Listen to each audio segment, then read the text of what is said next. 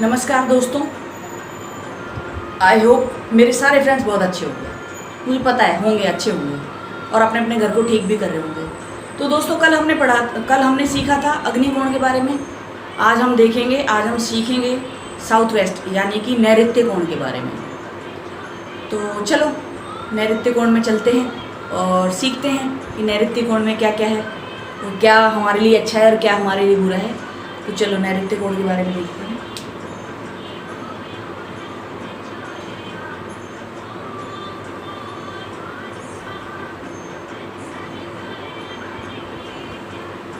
तो जैसा कि दोस्तों आपको पता है कि ये हमारा साउथ वेस्ट कॉर्नर यानी कि नैऋत्य कोण है। इतना तो आप सब जानने ही लग गए। ये पूरब, ये पश्चिम, ये उत्तर, ये दक्षिण और पश्चिम और साउथ यानी कि दक्षिण, इसके बीच में जो ये जगह आती है ये साउथ वेस्ट कहलाती है। तो दोस्तों साउथ वेस्ट सबसे बेस्ट जगह होती है प्रगति के लिए। यहाँ पे एंट्रेंस बिल्कुल वर्जित है, कम से कम इस हिस्से में तो बिल्कुल एंट्रेंस वर्जित है, क्योंकि ये जो कोण है ये नैऋत्य कोण है। नैऋत्य कोण में एक नैऋत्य नाम की एक राक्षसी है या राक्षस है, जो भी है, उसका वास होता है।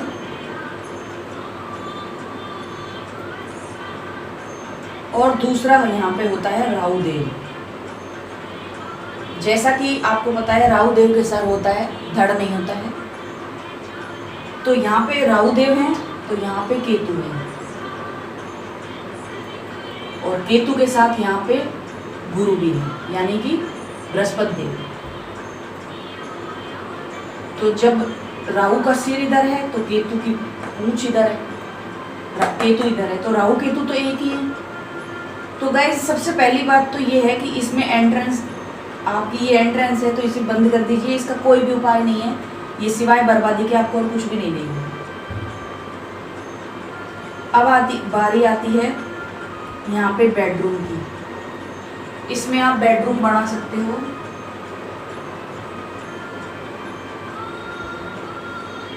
इसमें बेडरूम सबसे बेस्ट होता है। रही बात बेडरूम में आपके सिराने की, तो आप वो सिराना इधर भी कर सकते हो, इधर भी कर सकते हो। इधर करोगे तो चल जाएगा लेकिन आलसी हो जाओगे बस थोड़ा सा, ठीक है। तो ये प्रथम बेस्ट है और ये सेकंड ऑप्शन है। आपका रुपया, पैसा, जमीन जायदाद के कागज जो भी कुछ है उन सबको रखने के लिए बहुत अच्छी जगह है ये, सबसे बेस्ट है। आपके बच्चे पढ़ते हैं, यहाँ से आती है प्रगति। अब ये प्रगति यहीं से क्यों आती है, जबकि यहाँ तो कोई अच्छा ग्रह भी नहीं बैठा हुआ, कोई अच्छा देव भी नहीं बैठा है। तो दोस्तों इन सारे घर में जितने भी ग्रह हैं ना, उन सब में सबसे जो तेज चाल है वो है राहु देव की।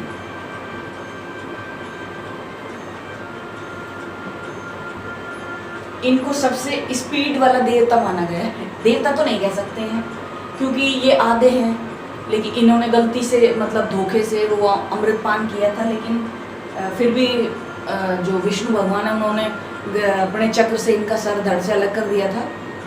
लेकिन फिर भी इनके पास आधा मतलब एक आध बूंद तो चली गई है, तो इनकी गिनती एक प्लानेट के अंतर्गत ही आती है। तो इसलिए इनकी जो सोच है ना वो बहुत ज़्यादा बहुत पावरफुल है।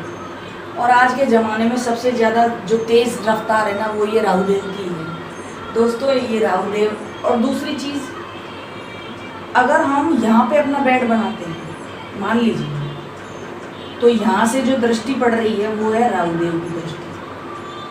और अगर हम यहाँ पे अपना बेड रखते हैं तो यहाँ से दृष्टि पड़ रही है गुरु की।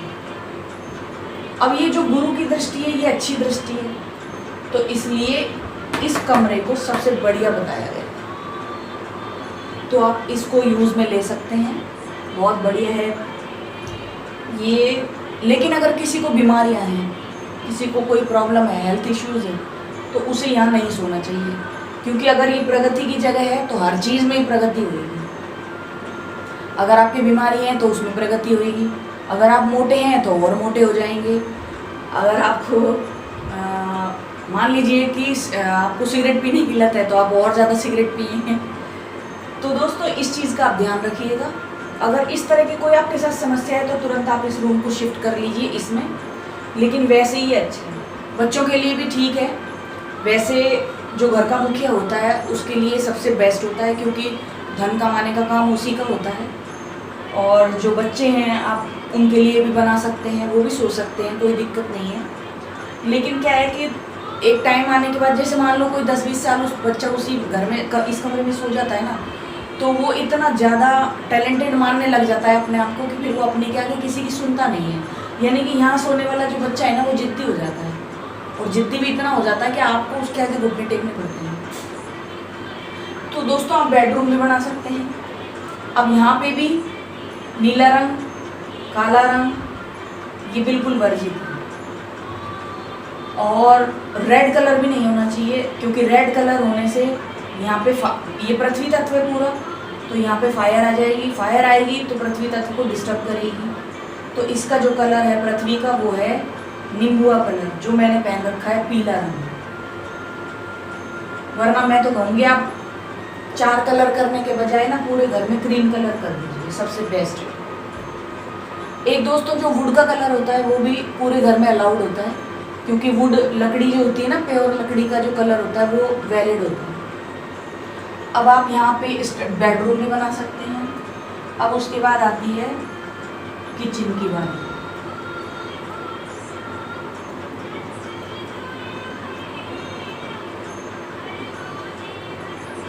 तो दोस्तों अगर पहली बात तो किचन है अग्नि, और अगर ये है पृथ्वी, तो अगर किचन यहाँ पे बन गई तो ये डिस्टर्ब हो गई ना। दूसरी चीज़ जो यहाँ पे स्त्री खाना बनाएगी उस घर के अंदर उसी स्त्री की चलती है, उसके अलावा किसी की भी नहीं चलती है। तो और फायर आ जाने से क्या होता है कि एक तो ये लेडीज को प्रॉब्लम देता है, दूसरा क्या है कि हार्ट अटैक के चांसेस भी बढ़ जाते हैं। और कई बार हम क्या करते हैं कि इसके ये जो नैऋत्य कोण है ना, इसी में ऊपर छत पे टॉप पे हमने पानी की टंकी भी रख देते हैं इस कोने को भारी करने के लिए। तो दोस्तों वो भी गलत है। अगर यहाँ पे ज़्यादा भारी सामान हो जाएगा ना तो हार्ट अटैक का खतरा भी होने लग जाता है। तो ये इस चीज़ का भी आप ध्यान रखिएगा। अगर आपकी किचन बन गई है तो डिस्टर्ब हो ही गए, तो कोशिश कीजिए कि जिस चीज़ के लिए जहाँ जगह दी हुई है आप वहीं बनाएं, लेकिन नहीं हो अवेलेबल तो आप उसको कलर के माध्यम से ठीक कर सकते हैं। तीसरी चीज़ आती है आपकी बैठक। तो आप यहाँ बैठक आराम से बना सकते हैं, कोई टेंशन की बात नहीं है। बैठक बनाइए, उसमें कोई रोक टोक नहीं है। चौथी चीज़ आती है स्टेयर्स। तो गाइस ये स्टेयर्स अगर यहाँ पे हो गई ना और उसमें भी ऐसे चलती हुई, एक मिनट गंदा हो गया, आपको समझ में नहीं आएगा।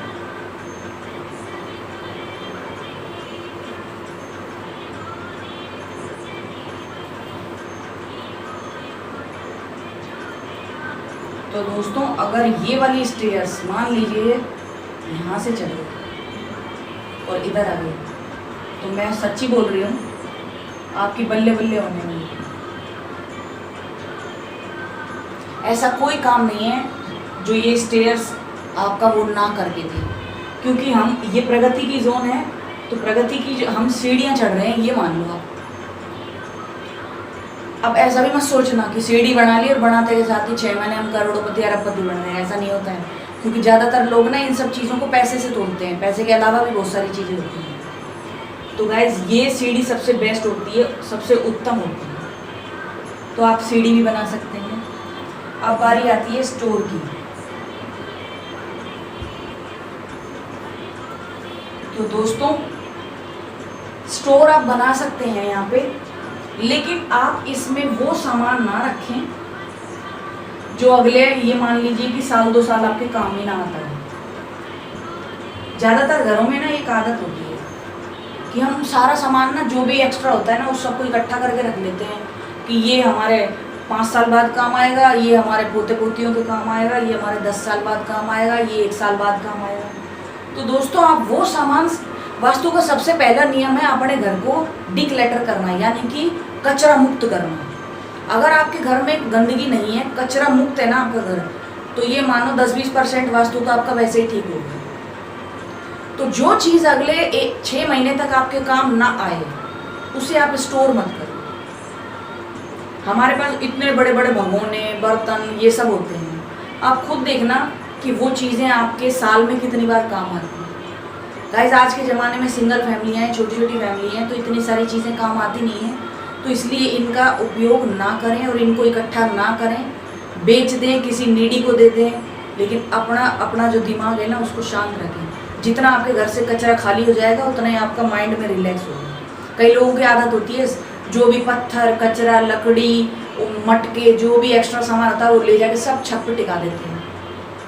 गाइस ये घर है ना हमारा, जो ये मानो कि ये हमारा शरीर है, हम अपने शरीर में कितनी गंदगी लगा करके घूम सकते हैं, तो आप इस घर को भी, एक मकान को एक शरीर की तरह ट्रीट कीजिए, आपको 200% फायदे मिलेंगे। लोगों के घर में, कई हमारे अगल बगल में भी खूब घर है जिनमें मैं देखती हूँ कि छत भरी पड़ी है, लकड़ी पड़ी है, पत्थर, टाइल बच गई वो पड़ी है, पत्थर बच गए, ईंट बच गई, जो भी एक्स्ट्रा सामान हमारा है वो सब छत पे ले दे के भरते हैं और फिर बाद में खुद ही परेशान होते हैं। तो दोस्तों इकट्ठा करने की ज़रूरत क्या है? अगर कोई चीज़ आपको ऐसा लग रही है कि, अब एक बात बताओ, आपने नया मटका, पुराना मटका हटा दिया, नया मटका आपने लगा दिया, ठीक है, तो आप पुराने मटके को ले जा करके छत पे डाल के क्या करोगे? क्या वो मटका आपके दोबारा काम आएगा? नहीं ना। लेकिन फिर भी हम उसको रख लेते हैं। हमने नया मकान बना लिया, जो पत्थर बच गए, टुकड़े बच गए, टाइल के टुकड़े बच गए, उन सबको छत पे ले जाकर रख देते हैं। तो क्या आपको वो दोबारा मकान बनाने में काम आएंगे? नहीं आएंगे, वो वहीं पड़े चढ़ते रहेंगे और आपको दुष्प्रभाव देते रहेंगे। तो गाइस स्टोर अगर आप स्टोर बना रहे हो तो आप स्टोर बना करके आप उसमें वो चीज़ें रख सकते हैं जो आपके काम आ रही हैं, मतलब आपकी चीज़ें वो रनिंग में है। मान लीजिए आपके पास एक पलंग एक्स्ट्रा है छोटा, वो आपने रख दिया, आपके पास सीढ़ी एक्स्ट्रा है, आपके पास कोई स्टूल एक्स्ट्रा है, लेकिन आपको ये 10-15 दिन में इसकी ज़रूरत पड़ती रहती है, महीना भर में इसकी पड़ती रहती है, 6 महीने में इसकी पड़ती रहती है, तो वो तो काम वाली चीज़ है, काम में आने वाली। लेकिन जो चीज़ हमारे काम ही नहीं आएगी, लकड़ी बच गई, लकड़ी के टुकड़े बच गए, मकान बनाया, लकड़ी के टुकड़े बच गए, वो सब इकट्ठे करके एक साइड रख दिए। तो जब स्टोर, यहाँ पे स्टोर का मतलब है शनिदेव, अगर शनिदेव यहाँ पे एक्टिवेट हो गए तो फिर इस दिशा को दूषित करेंगे ही करेंगे। और शनिदेव का काम है दूषित करना। अगर अपने घर के अलावा दूसरे के घर में जाएंगे तो, और उनकी शनिदेव की जो चाल है ना वो धीमी है, तो वो आपकी प्रगति को भी धीमा कर देंगे। और दोस्तों जैसा कि आज के ज़माने में चल रहा है कि ड्रेसिंग जो है वो कमरे में ही होती है, कबर्ड में शीशे लगवा लेते हैं। तो गाइस इस बात का भी ध्यान रखिए, अगर आपका मान लीजिए बेडरूम ये है, आपने यहाँ शीशा लगा लिया है या आपने यहाँ शीशा लगा लिया, तो इन शीशों को आप ढकने की व्यवस्था भी करिए। पहली बात तो शीशा, पृथ्वी तत्व में पानी आ गया तो ये डिस्टर्बेंस हो ही गया, लेकिन फिर भी आपने बना लिया है तो आप कोशिश कीजिए कि जब यूज़ में ले तो उसे निकाल लें और बाकी टाइम आप उसको ढक कर के रखें। अब ऐसे ही इधर की तरफ होता है, इस साइड में बेड बना लिया, या तो यहाँ पे शीशा बना दिया या यहाँ पे शीशा बना दिया, या फिर यहाँ पे कबर्ड बना दी, उसमें शीशा लगवा दिया। अब इस शीशे में से हम खुद भी दिखेंगे, कबर्ड में से दिखेंगे, सामने टीवी लगा ली तो टीवी का रिफ्लेक्शन हमारे ऊपर आ रहा है। तो दोस्तों ये सारी चीज़ें दोष पैदा करती हैं। अगर आपकी व्यवस्था ऐसी है, मान लीजिए यहाँ पे आपके बेडरूम में पहली बात तो बेडरूम में टीवी होनी नहीं चाहिए, ड्राइंग रूम में होनी चाहिए। अगर आपके बेडरूम में टीवी है तो आप उसको ढकने की व्यवस्था कीजिए, जब वो बंद हो तो आप उसे ढक दें। अगर आपके पास ड्रेसिंग है तो उसे भी ढकने की व्यवस्था कीजिए। अगर आपकी कबर्ड है और उसमें शीशा लगा हुआ है तो उसे भी आप ढकने की व्यवस्था कीजिए, तभी आप सक्सेस कर पाएंगे। और गाइस वास्तु के नियम आपको मानने तो पड़ेंगे, अगर सफलता पानी है तो, नहीं पानी है तो मत मानिए। फिर तो आप आर्किटेक्ट के हिसाब से नए नए सुंदर सुंदर मकान बनाइए, और जब आपके कोई प्रॉब्लम हो जाए तो डॉक्टरों के चक्कर लगाइए, पंडितों के लगाइए, ज्योतिषियों के पास चक्कर लगाइए। और अगर अच्छा जीवन जीना है तो ये सब तो आपको करना ही पड़ेगा, बदलाव तो अपने घर में जीवन में लाना ही पड़ेगा। अब बारी आती है दोस्तों WC की।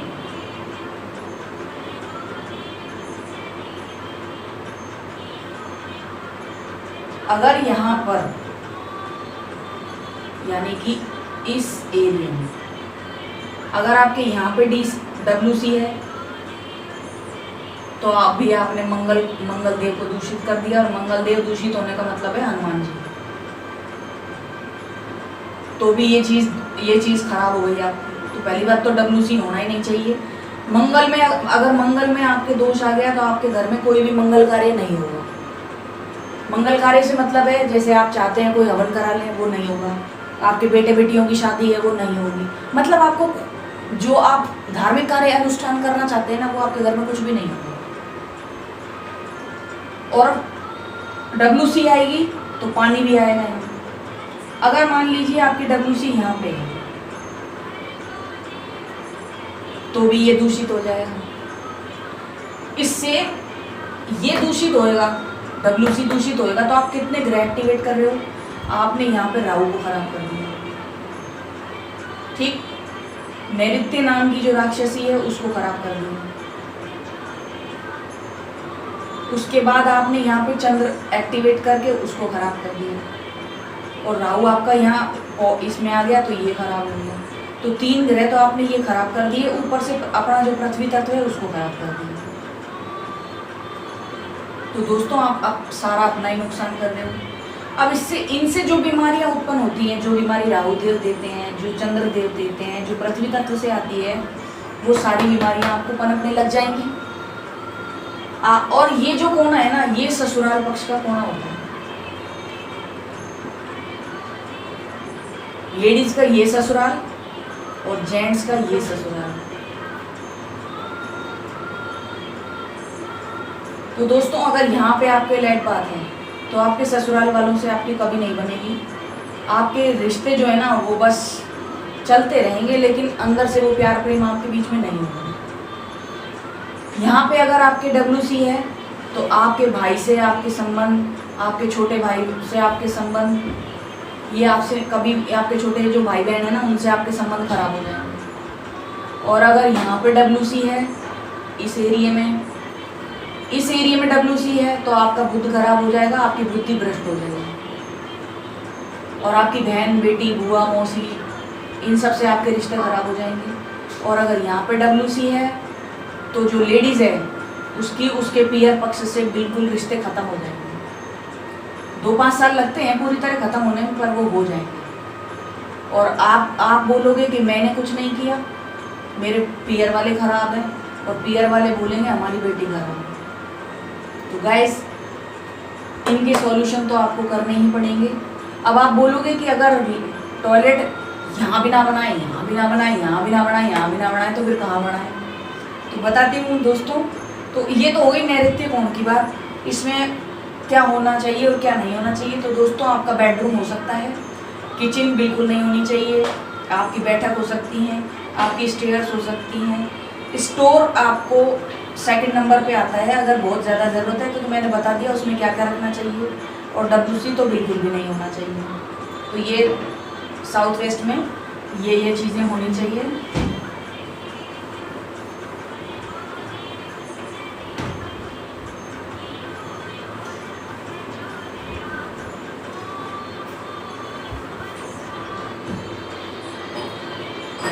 तो दोस्तों वीडियो ज़्यादा लंबी हो जाएगी अगर मैंने आपको अभी WC के बारे में बता दिया। मैं कल की वीडियो में बता दूंगी आपको WC कहाँ पे होने चाहिए।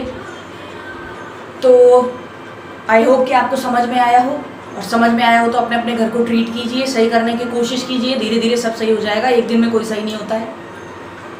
तो गाइज अगर आपको ये वीडियो पसंद आए तो एक थम्स अप कर दीजिए, वीडियो को लाइक कर दीजिए, कमेंट्स करिए, और अगर इसमें मैंने कोई गलती करी है तो वो भी मुझे बताइए। हो सकता है मैं भी इतनी कोई इंटेलिजेंट नहीं हूँ। और दोस्तों ये सागर जो है ना वास्तुशास्त्र का, ये सागर नहीं, ये तो महासागर है। इसमें तो जितने साल सीखते रहो उतना थोड़ा है। मुझे करीब 15 साल हो गए हैं, लेकिन फिर भी मुझे ऐसा लगता है कि मुझे 10% ही आता है। लेकिन जितना मेरे को आता है, जो मैंने कोशिश करी है कि मैं इसके माध्यम से ही सही लेकिन लोगों का ठीक करवा सकूं, क्योंकि कई लोग होते हैं जो नहीं अफोर्ड कर सकते हैं पैसों को। और गाइस, चैनल पे नए हो तो सब्सक्राइब कर लेना और वीडियो को थम्स अप दे देना। मिलते हैं कल एक नई वीडियो के साथ। जय हिंद, जय भारत, वंदे मातरम दोस्तों। नमस्कार, शुभ रात्रि, शब्बा खैर। ठीक है, कल मिलेंगे एक नई वीडियो के साथ।